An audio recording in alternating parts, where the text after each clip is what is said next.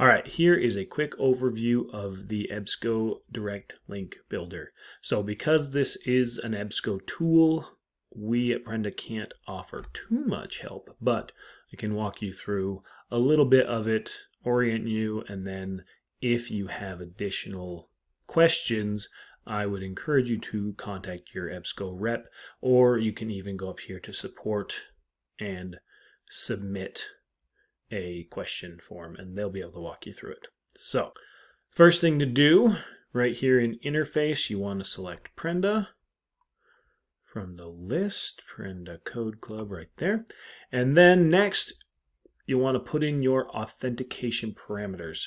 Now, your customer ID is the ID EBSCO has assigned to your library or to the group if you are accessing EBSCO resources as part of a consortium or other group contract. Question mark here. Again, choose your preferred authentication. For additional details, there's an FAQ, or you can call technical support.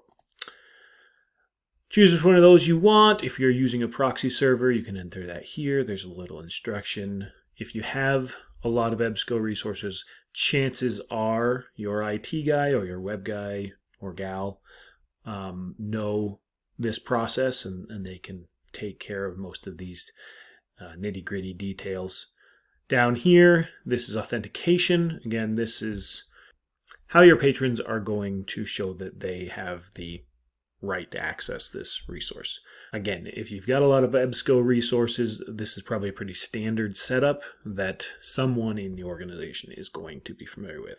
And then once you got all those done, you click generate, and it will pop up your nice new fancy unique URL that you can add to your website and that patrons can access from wherever they are in the world.